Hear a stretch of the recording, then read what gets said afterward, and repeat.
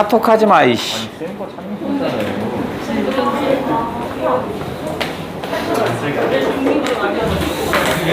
야, 시끄러.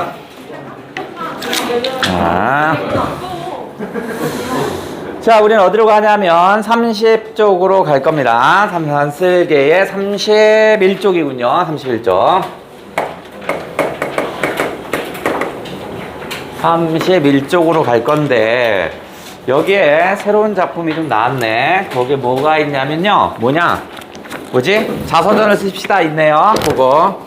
요거는 프린트물을 하나 몇 개 줄 테니까. 아야. 왜 부족하지, 프린트가? 예이. 아까 받았던 사람도 있을 거야. 저쪽 옆으로 넘겨줘. 이렇게 옆으로 넘어올 거야. 자, 어디 한번 볼게요. 요거 한번 볼게요. 자, 일단 자서전을 쓰십시다. 요거 한번 할게요. 자서전을 쓰십시다. 이거네요. 요걸 한번 해볼게요. 요 놈은 이거 없어도 돼요. 일단 올 거야. 기다려. 우리 책 보면 돼, 책. 자, 자서전을 쓰십시다는요, 2019년에 좀 나왔어요. 수능 완성에도 나오고, 2019년 모의고사에도 나왔던 내용입니다. 자, 자서전 쓰십시다. 새로운 거 아니고, EBS에도 언급됐고, 9월 평가원에서도 한번 나왔던 거야. 전체 내용을 한번 쓱 한번 해볼게요. 전체 내용. 자서전 드릴. 자, 전체는 자, 누가 나올 거냐면 윤지욱이 나올 겁니다. 윤지욱이 주인공입니다. 윤지욱. 얘는 뭐 하는 사람이냐면요. 그 자서전 대필 작가입니다. 자서전 대신 써주는 사람이야. 자서전 대필 작가입니다. 대필 작가가 윤지욱인데 얘는 남의 자서전을 쓰는데 너무 거짓으로 쓰다 보니까 그게 좀 환멸을 좀 느낍니다. 그래서 세상 사람들 왜 다 거짓말만 할까라고 생각하면서 진정한 사람 없을까 하면서 나름대로 찾아봅니다. 그래서 감동적인 자서전의 감동적인 자서전의 인물을 찾아보려고 합니다. 감동적인 자서전의 인물상은 어떤 사람이냐면 삶을 거짓 없이 성찰하는 사람입니다. 자신의 삶을 거짓 없이 성찰하는 겁니다. 막 꾸미고 막 과대 포장하고 이게 아니라 거짓 없이 성찰하는 것이 감동적인 자서전의 인물상이야. 근데 이런 삶이 없어요. 결국 찾기를 했지만 결국 실패를 합니다. 실패를 하는 이게 김지욱입니다. 오늘도 얘는 누구의 자서전을 쓰려고 하냐면 피문호인데요. 얘는 개그맨 코미디언인가? 뭐라고 나왔지? 개그맨으로 나왔나? 코미디언이라고 나왔나? 자, 피문호라는 코미디언이 있습니다. 얘는 윤지욱이 자서전을 써주는데 과대 포장을 해줍니다. 뭐라고 할 거냐면 나의 말은 나의 말이 아니고 나의 웃음은 나의 웃음이 아니다. 이렇게 얘기합니다. 나의 웃음이 아니다 라고 하면서 멋지게 포장을 해줍니다. 즉 나는 코미디언이어서요, 내 삶은 없고 당신들을 위해서 사는 사람입니다. 뭐 이런 식의 멋진 글을 윤지욱이 써줘요. 그런데 이게 자서전을 쓰다 보니까 이 피문호라는 놈의 현실은 어떤 거냐면 무척 속물적인 놈입니다. 얘는 아주 속물적인 삶이야. 속물적인 삶이고요. 얘가 올 때도 얘기했습니다. 나는 아무것도 할 줄 아는 게 없으니까 당신이 잘 좀 써주세요 라고 합니다. 그러니까 현실에서는 무척 속물적인 사람이지만 얘는 자서전에서는요, 훌륭한 사람으로 써지길 바래요. 그래서 욕망 속에서는요, 얘의 욕망은 뭐냐면 모든 사람의 우러름의 대상이 되고 싶어 합니다. 자, 계속 우상이 되고자 합니다. 우상이 되고자 해요. 그러니까 얘는 이걸 너무 미화해서 쓰다 보니까 너무 이상한 거야. 내가 쓰다 보니까 이 피모노라는 게 없어. 글 속에 글에는 뭐 잘났다고 피모노가 잘났다고 하는데 결국 잘난 사람은 없거든요. 그래서 얘가 어떤 말을 느끼냐면 더 이상 말에 실체가 없다라는 걸 인식합니다. 내가 말은 하고 있지만 그런 사람은 세상에 존재하지 않아요. 글은 분명히 피모노가 그런 삶을 살았다고 하는데 내가 보니까 걔는 그런 삶을 살지 않았거든요. 그래서 얘는 다시 말의 주인이 실체, 존재하지 않는다고 생각을 해요. 그래서 얘가 편지를 씁니다. 나 대피를 못하겠소 하면서 편지를 쓰는데 이 소설에선 이 편지가 엄청 길어요. 무려 8페이지 정도. 이 편지만 8페이지야. 몇 페이지 이거 중요하지 않지만 자, 얘도 마찬가지입니다. 더 이상 말에 실체가 없다고 했죠. 말과 행동이 다르다고 했잖아. 얘도 그렇게 씁니다. 뭐냐면 시작이 이렇게 해요. 경외하는 피문호 씨 이렇게 합니다. 피문호 씨 합니다. 지도 어떻게 했어? 더 이상 말에 실체가 없는 거짓된 말로 시작을 합니다. 그러면서 뭐 할 거냐면 더 이상 대피를 할 수 없다라고 얘기를 합니다. 그리고 나서 이제 그러면 진실된 사람은 없을까 하고 나름대로 찾아다닙니다.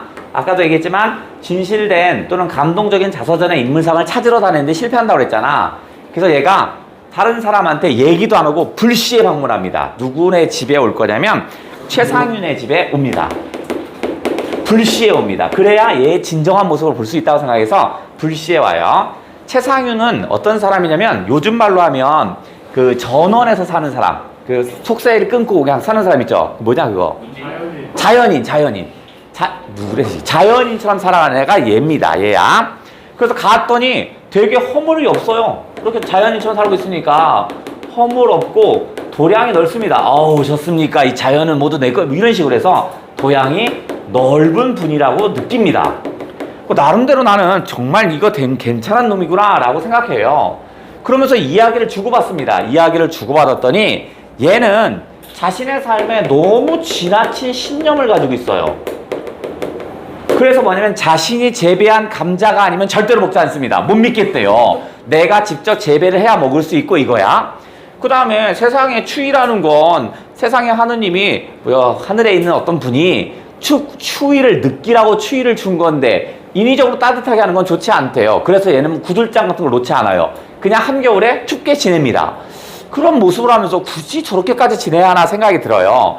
그래서 이게 뭐냐면 지나친 신념은 나중에 맹목적인 아집 또는 고집이 될 수 있어요. 아니 뭐 지가 다 맞는 거야 세상에.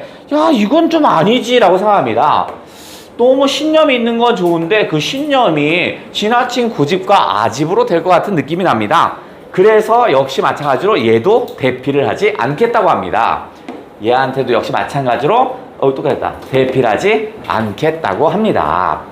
자 그랬더니 이제 집으로 돌아옵니다. 그날 저녁입니다. 되게 짧아요 이 소설은요. 그날 저녁에 누가 올 거냐면 윤지욱의 집에 피문호가 건장한 남자 하나를 데리고 찾아와요. 먼저 있구나. 피문호가 먼저 찾아와 있어요. 그래서 윤지욱이 들어왔더니 이미 그 안에 밥상 깔고 앉아 있는 거야. 그러더니 피문호가 이 건장한 남자를 데리고 협박을 하기 시작합니다. 아니 왜 안 쓴다고 하는 거야? 뭐야? 뭐 때문에 안 쓴다는 거야? 해요. 그랬더니 윤지욱이 얘기하겠죠. 나는 진실된 삶을 쓰고 싶어요. 글 속에 말에 실체가 있는 사람을 쓰고 싶어요. 뭐 이런 좋은 말들을 합니다. 그랬더니 피문호가 열받습니다. 아니 너가 옛날엔 와서 나한테 와서 자서전 쓰라고 막 부탁할 땐 언제고 이제선 안 쓰냐고 안 쓴다고 하냐고 막 이렇게 따집니다. 그러면서 조롱합니다. 고장난 시계나 뭐 고쳐요. 자서전들 쓰십시다. 이렇게 얘기합니다. 들어봤죠? 그런 리듬 한번 들어봤잖아. 조롱하는 겁니다. 그죠? 얘가 피문호가 고장난 시계를 고쳐요. 시계 고쳐요. 뭐 이런 거. 그 다음에 자서전들 쓰십시다. 얘가 그러고 다녔어요. 쓰십시다. 뭐 이런 거야. 일종의 조롱투를 합니다. 조롱을 합니다. 그랬더니 윤지욱은 대피를 하지 않겠다고 얘기는 했으나 귓속에서 자꾸 환청이 들립니다. 누가? 피문호는 갔어요. 근데 자꾸 귀에서 뭐냐면 고장난 시계나 뭐 고쳐요. 자서전들 쓰십시다. 이게 자꾸 들립니다. 자서전들 쓰십시다. 이게 환청으로 들린다라는 얘기가 전체 얘기야. 그러면 이 글에서는 진정한 글쓰기가 뭔가를 얘기하는 게 전체 소설입니다. 그러면 진정한 글쓰기는 뭐는 안 되는 거냐면 여기서 이미 드러났어요. 얘는 지나친 미화, 그죠? 지나친 미화의 그런 글쓰기는 아니다라는 얘기를 하고 있는 거고요. 얘를 통해, 피문호를 통해서. 그 다음에 이쪽에 최상윤을 통해서 또 잘못된 글쓰기를 얘기합니다. 뭐냐면 미래에 대한 확신을, 너무 오지도 않은 미래에 대한 확신을 인식하게 하는 그런 글쓰기는 좋지 않다라는 얘기합니다. 즉 좋은 글쓰기는 바로 뭐겠어요? 여기 있죠?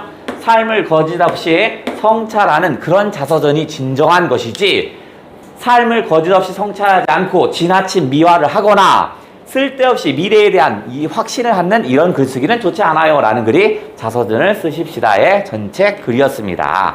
요 놈은 2019년에 평가원 9월 평가원에 한번 나왔어요. 출제됐어. 그래서 지금 우리 프린트물에 나간 거에 보시면 9월 평가원 문제도 한번 나갔고요. 2019년 수능 완성에도 나왔어요. 그래서 그 두 개를 한번 같이 줬으니까 같이 한번 풀어보시고. 자, 그 다음에 이제 의산 문답이 있는데 이거는 우리가 한번 다 배웠던 거죠. 정리만 해볼게요. 이제 9월, 6월 평가원 있으니까 전체 다 읽을 거는 없고 정리해 볼게요. 의사문답은 갈래복합 3강인가? 일걸요? 네. 맞죠? 3강에 몇 페이지야? 234. 244였습니다. 244쪽에 해당되는 거였고요. 자, 뭐냐면 홍대영의 의산문답이네? 의산문답에 일단 하면 뭐야? 의산에서 묻고 답한다죠? 의산은 어디라고 그랬죠? 저기 맞아요. 의무려산이라고 그랬죠? 의무려산은 어디야? 중국과 만주의 경계라고 그랬죠? 만주의 경계에 있는 산이 의무려산이라는 산이 있대요. 그 의무려산이란 말을 줄인 겁니다. 그걸 의산이라고 얘기한 거야. 자, 그 다음 좋아. 전체 내용 체크 한번 해보자. 내용은 뭐였냐면 이제 실용하고 허자. 오케이, 허자였죠. 허자는 헛된 학문을 했다라는 그런 의미로 썼던 거고요. 얘는 30년간 학문 수양을 하죠. 나름대로 30년간 학문 수양을 해서 진리를 터득했다고 지 스스로 얘기합니다. 진리 터득했다라고 생각을 해요. 하지만 아무도 인정해주지 않아요. 그래서 자신을 인정하는 사람은 어디 있겠지 하면서 중국에 갔다고 그랬죠. 지금 어디에 있냐면 의무려산의 은둔에 있습니다. 즉 조선에서 아무도 얘를 거들떠보지를 않아요. 그러니까 나를 알아주는 사람이 어딘가 있겠지 하면서 더 큰 나라 중국으로 가요. 현재 의무려산에 있고요. 실온과 만납니다. 어디 있냐면 우리나라가 이렇게 있으면 중국에 이렇게 쑥 들어온대. 여기가 중국이고 여기가 중국이고 그 다음에 여기 북경 베이징 있는 여기가 어디야? 여기가 만주입니다. 만주야. 그러니까 여기 정도의 어디가 의무려산이 있나 보죠. 그러면서 실홍은 뭐라고 하냐면 실홍은 자신이겠죠? 이쪽을 보면서 야, 이 만주라는 나라가 인재들이 모였고 하늘의 기운을 잘 받아서 훌륭한 나라가 됐구나 라고 이게 감탄을 합니다. 그때 허자가 야, 내가 30년간 성리학을 공부해봤는데 중국이 세상에서 중심이고 오랑캐는 얘가 중국이고 얘는 오랑캐로 인식하는 거죠. 청나라는 나라가 아닌데 왜 나라라고 하느냐 이렇게 얘기하는 거야. 허자는 바로 뭐냐면 중화 사상에 입각했던 사람입니다. 세상의 중심은 중국이고 나머지는 다 변두리에 있는 것들이니까 나라가 아니거든요. 근데 실홍이 이 만주라는 나라라고 인식하는 거야. 이거 말도 안 된다라고 했더니 실홍이 무슨 개소리요. 얘는 상대주의적인 가치관으로 얘기하죠. 상대주의적인 가치관으로 이야기를 합니다. 즉 만물은 평등하다. 무슨 개소리냐. 만물은 평등하다. 그러니 그 다음에 안과 밖을 구분할 수 없답니다. 안과 밖을 구분하면 안 된답니다. 중국의 입장에서는 중국이 안이고 만주가 바깥이겠지만 반대로 만주 사람, 청나라 사람의 입장에선 중국의 한족이 바깥이겠죠. 이거 세상 만물은 똑같은데 그걸 구분하면 되겠느냐라고 얘기합니다. 그러면서 또 다른 예를 들어줍니다. 어떤 거 있냐면 중국이 만주 사람들, 즉 오랑캐라고 할까요? 오랑캐를 보고 나서 뭐라고 하냐면 도적이라고 합니다. 아, 저 도적놈의 새끼들 이렇게 얘기해요. 그런데 오랑캐, 즉 만주족, 청나라 사람들, 얘네들은 한족, 중국 애들을 보면서 뭐라 하냐면 야, 이 떼도둑 같은 놈들아 라고 얘기하는 거야. 어차피 지칭하는 말만 다르지 서로가 똑같은 거 아니냐? 보는 곳에서, 보는 지점에 따라서 서로 어떻게 해서 상대주의적이라는 얘기를 쭉 합니다. 그러면서 허자는요, 중국이 중심이기 때문에 청나라와 교류하는 것 자체를 무시합니다. 그건 나라가 아니니까, 도가 아니야. 근데 얘는 어디 있어? 그게 아니라 왜 중국이 나라면 저쪽은 중국이 나라가 아니겠느냐? 그러니까 어떻게 하라는 거야? 학문을 유연한 학문에 우리에게 도움이 되느냐 아니냐 이걸 따져야 한대요. 유연한 학문의 자세를 얘기합니다. 즉 청나라와의 교류를 얘기하는 겁니다. 그 다음에 뭐냐면 조선 성리학을 비판합니다. 아, 그놈의 명분 때문에 뭘 못한다 뭐 이런 거야. 조선 성리학을 비판했던 그런 내용이 의산문답이었습니다. 그 다음에 정리를 좀 해야 되니까 갈래부가 3강에서는 다시 뭐가 있었냐면 김용준이 썼던 뭐 있었죠? 추사글씨가 있었습니다. 추사글씨. 원래 김용준은 뭐 하는 사람? 아무것도. 아이 몰라 아무튼 얘 화가였습니다. 화가였는데 서울대학교 제1대 그 미대 학장이었다고 합니다. 그 다음에 정지용이랑 이런 사람이랑 친했대요. 그래서 글을 좀 많이 썼다고 합니다. 그래서 수필 같은 거 많이 썼습니다. 자, 얘는 어떤 내용이냐면 겉으로는 어떤 얘기하면 추사글씨를 예찬합니다. 추사글씨를 예찬하는 내용을 담고 있는 게 겉에 드러난 겁니다. 하지만 이걸 통해서 얘는 비판하고자 하는 모습이 뚜렷합니다. 무엇을 비판하고 있냐면 예술을 받아들이지 않고요. 예술을 하나의 수단으로 인식하는 사람도 있어요. 수단으로 인식. 무슨 말이냐면 나를 돋보이게 하는 장치로 인식하는 사람도 있는 거야.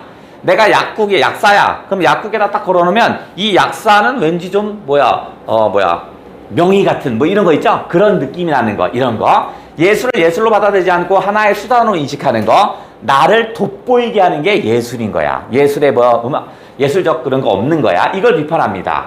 그러면 이렇게 예술을 하나의 수단으로 인식하는 애가 누가 있었냐면 처음에 대산이라는 놈이 있습니다. 대산은 글 쓰는 작가입니다. 사람 이름이야. 홍명희의 아들입니다. 홍명희 아들이야. 어쨌든 간에 얘는 뭐냐면 추사글씨가 뭐래요? 김용준이 추사글씨 좀 하나 가져가라 했더니 뭐라고 했냐면 아, 이거 너무 대중적이야, 싫어, 이렇게 합니다. 너무 대중적이라 싫다 이렇게 얘기해요. 즉 나는 뭐냐면 예술을 예술로 보는 게 아니라 뭐야, 나는 나를 돋보이는 거, 나 특이한 거 원해, 이런 얘기입니다. 그 다음에 진군과 양군이 나오죠.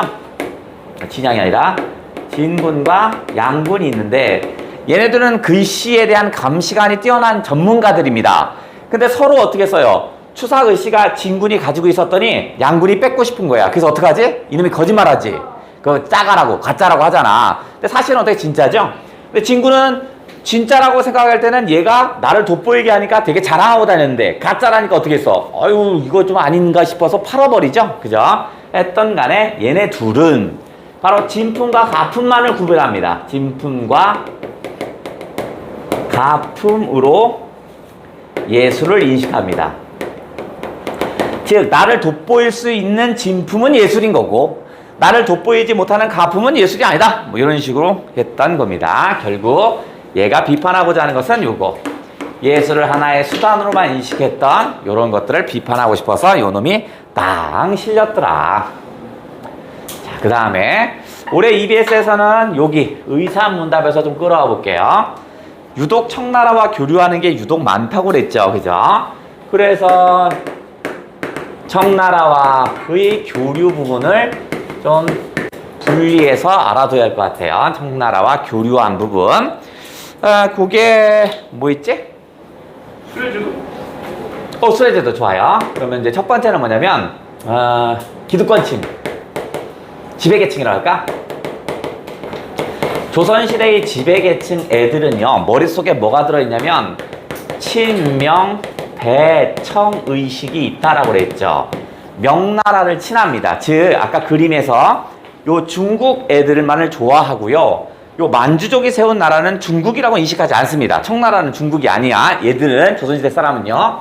그래서 친명, 한족이 세운 명나라는 좋아하고요, 배청, 바로 청나라를 배척한다야. 그러니까 이 말은 뭐냐면 청나라를 부정적으로 인식합니다. 청나라를 나라로 인식하지 않아요. 그러니까 교류하지 않으려고 합니다. 아까 누구냐면 허자 같은 애들이야. 허자 같은 애들. 그래서 이런 작품이 뭐 있냐면, 이게 EBS에서 뭐가 나왔냐면 홍순학의 뭐 있죠? 연예인가? 그렇죠. 연행가. 얘가 여기에 실렸습니다. 홍순학의 연행가. 연행가는 어디냐면 청나라를 갔다 오고 나서 쓴 거야. 그러면 여기에는 뭐가 나왔냐면, 우리 EBS에서는 뭐냐면 서산을 보죠. 서산은 원명원이었었죠. 이거 원명원은 뭐냐면 청나라 황제의 별장이라고 그랬죠. 엄청 휘황찬란하다고 했잖아. 강 위에 인공섬을 놨다고 그랬죠. 기억나시죠? 인공섬 있어. 엄청 대단한 건데 이거 누가 부셨어? 전쟁. 영국의 아편전쟁을 하면서 영국의 아편전쟁을 일으키죠. 그러면서 이 원명원을 파괴시켜버렸어요. 그래서 완전 터만 남아요. 그래서 처음에 이 영국 놈들 이렇게 훌륭한 걸 왜 부셨지? 얘를 원망합니다. 그러면서 이 서산을 뭐라고 하냐면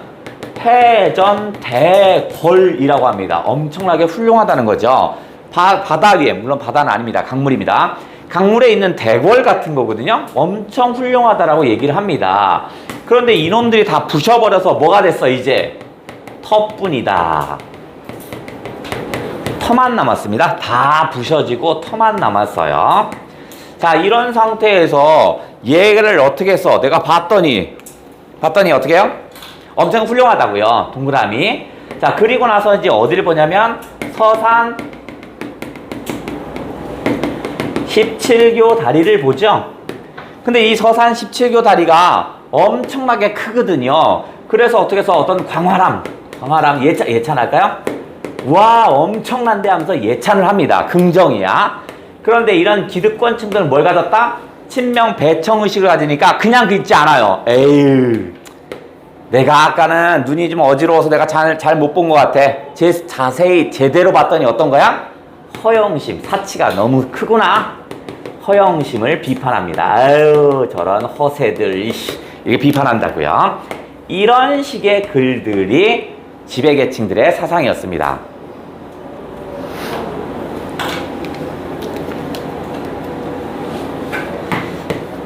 자, 그런데 지배계층과 실학자 사이에 있는 중도층들을요, 중도층이란 말도 이상하지만 중간에 있는 요런 애들은 어떠냐면 객관적으로 인정, 청나라를 객관적으로 인식하려고 합니다. 객관적으로 인식하고자 하는 모습이 나타나요. 그 작품이 뭐였었죠? 그게 서호수의 열하기유가 있었죠. 서호수의 열하기유가 여기였습니다. 그래서 이 서호수의 열하기유는 지금 서산, 원명원 똑같은 장소를 갔습니다. 둘이 똑같은 장소인데 서호수는 원명원이 정상적으로 있을 때, 아름다울 때 봅니다. 오, 엄청나게 대단한데 이렇게 쓴 겁니다. 객관적으로 파악하려는데 봤더니 너무 멋있어요. 이거 얘야. 그 다음에 요 홍순학의 연행가는 아편전쟁이 일어난 이후에 파괴된 모습을 본 겁니다. 그러니까 시간적으로는, 장소는 동일하지만 시간적으로 좀 다릅니다. 자, 그 다음에 이 홍대용과 같은 사상을 갖던 애가 누구냐면 실학가니까 바로 박지원 같은 애죠. 그러니까 이제 실학자들, 박지원 같은 애인데 우리 EBS엔 뭐가 실렸어? 박지원의 수레제도가 실렸습니다. 수레제도가 실렸어요. 그러면 수레제도도 한번 조금 정리, 무슨 내용이 있는지. 자, 수레제도에서는 박지원이 뭘 보냐면 수레를 봅니다. 근데 수레를 보자마자 되게 긍정적으로 인식합니다. 왜냐면 이 수레는 바로 뭐야? 민생과, 백성의 삶, 민생과 밀접하거든요. 왜 민생과 밀접하냐면 일단 사람이 탈 수도 있고 무거운 짐을 나를 수도 있죠. 그러니까 민생과 밀접하니까 이게 반드시 도입돼야 할 거야. 그런데 이 도입을 막는 놈이 있어요. 누가 있어? 우리나라 뭐야? 관리들. 관리 벼슬아치들. 벼슬아치들이 요것을 막습니다. 아하, 그렇군요. 그러면 수레를 하려면, 수레가 우리나라에 도입되려면 가장 시급한 게 뭐야? 이 도로가 똑같이 있게 돼. 도로가 아니라 바퀴와 바퀴 사이의 간격이 같아야 되죠. 그죠? 그걸 뭐라고 하냐면 거동괴라고 했습니다. 거동괴. 거는 수레 거자. 같다. 괴는 바퀴와 바퀴 사이.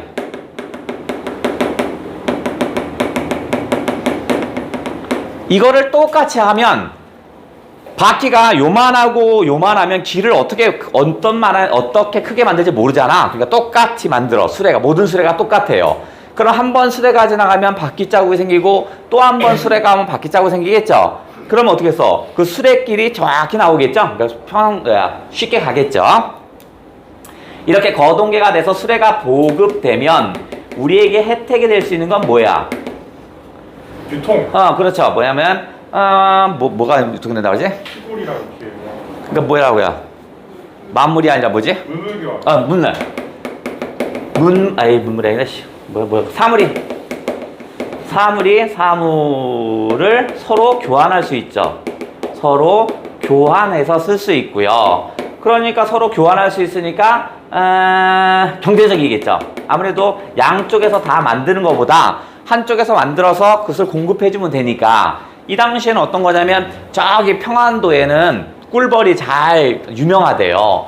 전라도에서는 어떤 회가 유명하대요. 그런데 어떻게 해서 그게 교류가 되지 않다 보니까 전라도에서는 맛있는 꿀벌을 잘 모르고 저쪽 위에서는 회를 잘 모르고 이런 상태래. 그럼 유통이 되면 잘 되겠지. 여기가 우리 EBS에 실려있는 작품 세 작품이었고, 그래서 요것들을 박지원의 수레제도에 나온 문제점을 한꺼번에 비판하는 소설이 하나 있다고 그랬죠. 그래서 그걸 알려줬죠. 허생전. 그렇죠. 박지원의 허생전을 알려줬었죠. 요거를 한 번에 해결할 수 있어요. 수레제도에서 비판했던 양반들의 모습, 조선의 실상 이런 것들요 다 허생전에 녹여놨어요. 내용을 봤더니 처음에 허생의 처가 있고, 허생이 뭐 때문에 싸웁니까? 돈을 못 벌어요. 돈 때문에, 돈이고, 그러니까 뭘 얘가 막 읽고 있죠? 그렇죠. 독서 때문에 서로 싸우죠. 독서를 허생의 처는 어떻게 생각합니까? 저거를 실용적 목적으로 인식하죠. 책을 읽으면 공부를 잘할 테고, 그럼 과거를 응시하면 합격할 테고, 그럼 잘 살겠지. 이렇게 생각합니다. 근데 1년간 책을 읽더니 시험 보러 안 가. 2년도 안 가. 3년째도 안 가. 4년째도 안 가. 그럼 도둑질에는 못합니까? 도둑질을 배우지 않았으니 어떻게 합니까? 그러면 장사는 못합니까? 장사를 안 배우는데 어떻게 합니까? 맨날 못한다. 뭐요? 막 이렇게 얘기합니다. 그래서 이 허생이 곧 집을 나가는데, 허생은 독서를 무슨 목적입니까? 자기 수양의 목적이었어요. 그러면서 허생이 집을 나가죠. 내 당초 10년을 계획했는데 7년밖에 못하고 나가는구나 하면서 집을 나갑니다. 자, 이제부터 허생이 하는 일들은 다 박지원이 하고 싶은 말들입니다. 허생이 나가자마자 뭘 합니까? 그죠? 매점매석하죠? 허생의 매점매석을 합니다. 일단 매점매석을 하는 종류 두 가지. 말총. 그렇죠. 과일과 말총이죠. 과일과 말총을 매점매석을 합니다. 요 매점매석을 하는 요 지점에서 허생이 조선 사회를 비판합니다. 뭘 비판하죠? 일단 매점매석이 된다라는 건 한 지역의 것을 다 샀더니 유통이 안 되는 거잖아. 어떻게 하면 돼? 여기 다 사면 이쪽에서 가져오면 되잖아. 그러니까 서로 간에 유통이 안 되네. 취약한 유통 구조. 취약한 유통 구조를 비판합니다. 그러니까 저 수레 같은 게 있어서 막 왔다 갔다 했으면 좋았는데 없다 이런 얘기지. 두 번째, 꼭 과일을 올려야 제사를 지내고요. 꼭 말총을 이때 바꿔야 한대요. 이게 바로 뭐야? 양반들의 허례허식. 허례허식을 비판하고 있네. 그럼 요 양반들이랑 한다면 요것들, 여기 벼슬아치들, 얘네들. 자, 그리고 나서 얘가 어디로 가지요? 제주도? 아, 빈섬. 제주도 아니에요. 빈섬. 자, 빈섬으로 가지요. 빈섬에 가서 이상국가를 실현하려고 나름대로 연습을 합니다. 그죠? 해외 무역도 해보고, 그 다음에 이모작도 해보고, 여러 가지 시도를 하지요. 하지만 빈섬에서 다시 바깥으로 나오죠. 그죠? 그런데 빈섬에는 이런 애들 때문에 나라가 잘 안 돌아갈 것 같아요. 그래서 누구를 빼와? 글을 안 준다. 그렇죠. 글을 아는 사람들. 글을 아는 사람이죠. 글을 아는 사람이 누구야? 저쪽에 벼슬아치 같은 애들이죠. 그죠? 그러니까 실생활에 도움이 안 되는 그냥 허공에 떠 있는 학문만 하는 거야. 얘를 뭐라고 인식하냐면 얘가 화근이라고 합니다. 화를 불러오는 뿌리였대요. 나름대로 이상국 사회를 건설하려고 노력했지만 글을 아는 사람이 이 나라를 해칠 것 같아서 바깥으로 데리고 나옵니다. 그리고 나서 이제 돈을 갚지요. 변씨에게 돈을 갚고 나서 변씨가 이렇게 허생과 지내다 보니까 얘가 정말 똘똘하거든요. 그래서 나라에 누구에게 소개시켜줘요? 이완대장? 그래서 이완대장이죠. 자, 그래서 이제 허생이 있고요. 자, 이완대장에게 소개시켜주는데 되게 무시하죠.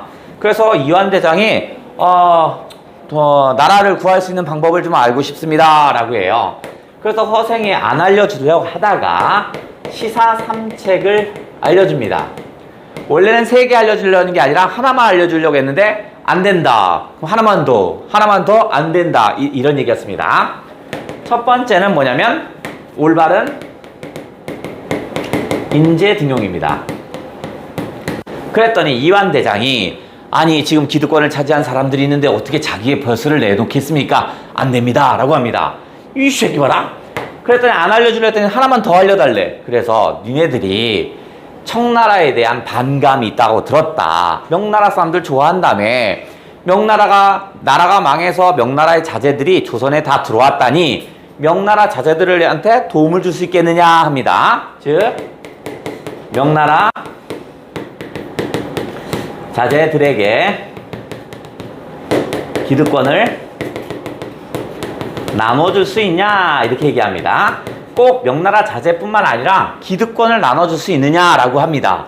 그랬더니 아니 우리 양반들이 어떻게 기득권을 나눠줄 수 있겠습니까? 안 됩니다. 뭐 이 새끼? 다음 세 번째는 그거 말고 또 다른 거 없습니까? 요번에 뭐냐면 청나라와의 교류를 얘기하죠. 청나라와의 교류를 얘기합니다. 그랬더니 어떻게 써? 아니 사대부들인데 어떻게 오랑캐의 습성을 따라 하겠습니까? 변발을 한다든가 이거 불가능합니다. 이놈의 새끼야 하죠. 결국 이 대화의 핵심 포인트는 허생은 실생활에 도움이 된다라면 청나라였든 뭐였든 교류를 하자라는 거죠. 그러니까 얘는 뭘 중시해요? 실리를 중시합니다. 하지만 이완대장은 실리를 중시하는 사람이 아니라 뭘 중시하는 거죠? 양반이 어떻게 그런 걸 아십니까? 명분을 중시합니다. 명분을 중시했네요. 그러니까 여기에 박지원의 수레제도도 마찬가지잖아. 이 수레 같은 거 다 양반 안 된다는 얘기가 다 이런 얘기입니다. 자, 그래서 결국 어떻게 써요? 허생이 칼을 휘둘면서 난리치죠. 닌 죽어버라고 난리쳐요. 이완이 도망가죠. 그리고 나서 어떻게 써? 다음날 왔더니 허생이 있어 없어? 없죠? 그죠? 이런 거를 우리가 뭐라고 한다? 열린 결말 구조라고 하죠. 그냥 자, 쭉 체크할 거 좀 체크했네. 자, 그 다음에 프린트 나눠준 거 있어요. 자서전들 쓰십시다. 2개 있습니다. 그거 책 깍 풀어보기.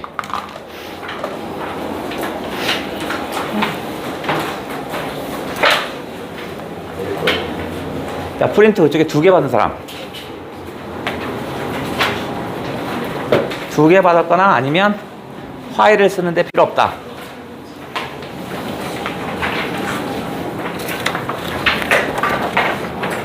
자, 또.